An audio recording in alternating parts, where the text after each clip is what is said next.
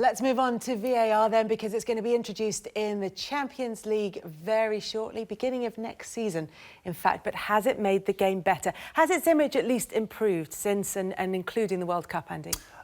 Look, I think that it was. It will always divide opinion. This is a bit of a Brexit job, I think. VAR, you know. Oh, don't. But it is because I speak to some ex-players who go, no, I don't want it. Like, we love the debate. We love the disappointment of a decision that goes against you, and then the following week you get a bit of luck. But that's football. I personally have been an advocate of this for some time, and I think the sooner we implement it, the better on a full-time basis. Last night, I saw a decision made on the Chelsea equaliser against Liverpool. Chelsea equaliser, correct. Then all of a sudden, Kevin Friendly is told, right, hold on a minute, and now all of a sudden we see all the necessary lines on the pitch, etc., etc.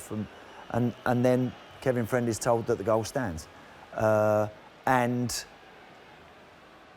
you know what? Even if we look at that right now, and you're sort of hard to work out totally from the angles that we're seeing exactly whether Ross Barkley is blatantly offside or whether he isn't because of a hand or a shoulder of another player.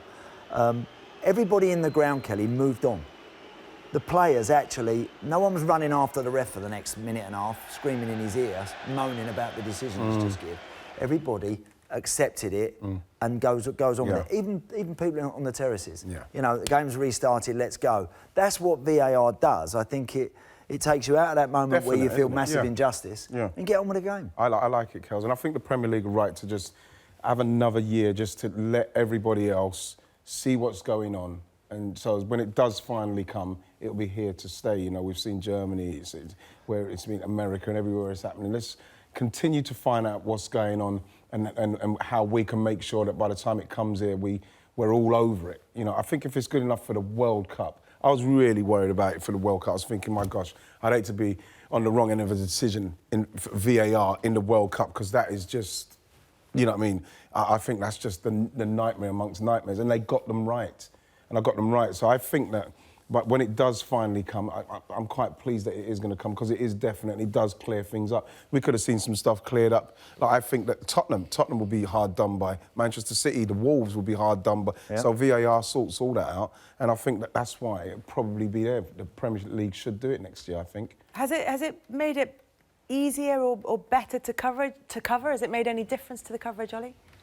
I don't think so. I don't really see a downside to it, Kelly, to be honest. I mean, I think the only thing that needs to be improved is the involvement of the crowd. Yeah, I think there was an issue last season where the crowd didn't know what was going on.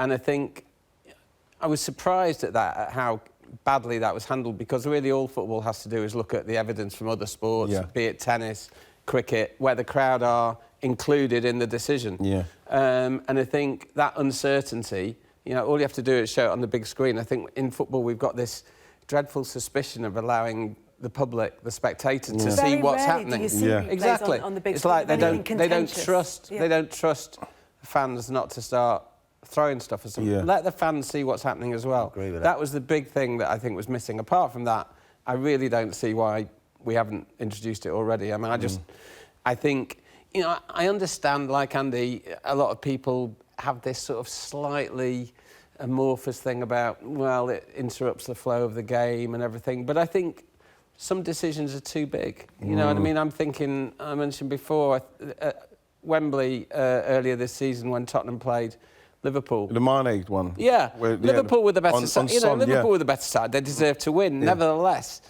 Spurs should have had a penalty in the last minute. VAR would have. That's made for VAR. It was an clear and obvious error that the penalty wasn't given. And those decisions can affect seasons in a big way. I mean, Pochettino's under quite a lot of pressure for a little period there. They've rallied a bit now. They can have big effects, wrong decisions. The reason why I say it's almost politics is why would City have been in favour of it this season in the Premier League, and yet apparently Manchester United weren't? Why, when it went to the Premier League vote, the majority of the teams voted against using it. So if you have a reasonable debate, to be fair, the vote was before the World Cup, wasn't it? And so you hadn't seen you hadn't seen it being implemented in the way that it was. Why do you think, though, Kelly, why would any of the clubs want to possibly suffer an injustice? Well, I tell you what, wasn't it about the execution of VAR and the application of it by the referees who were still getting to grips with it? When they'd seen it in the EFL Cup, they said, we're not sure. Neil Warnock has an interesting theory on it as well, which is that it will benefit the smaller clubs, because he thinks referees are under pressure to give decisions for the big clubs, particularly at home, and that VAR takes that away. That's a good point. VAR takes that pressure away because it's just a black and white decision. Yeah, I think that in respect to that, I like it simply because I feel that it will totally clear things up. Like, for instance, like the Manchester City. Remember Manchester City Wolves? Yeah. Oh, yeah. It's just handball. You know what I mean? It's one of those that you just... I don't think that's just... When I watched that, I thought, we can't be having that. And this is why the Premier League, maybe the reason why the Premier League are waiting, because they might try to do something about get the fans involved. Make it part of the game. Make it part of it. Yeah. And maybe that's what they're waiting for. Is it quick enough now? Last night, I think, as I said, the celebration probably took about 45 seconds, 50 seconds of Chelsea players running away, and all the focus is on that. Then we look up and we see the referee like this, and then we waited probably another 40-odd seconds, 50 seconds, I would assume, maybe a minute tops.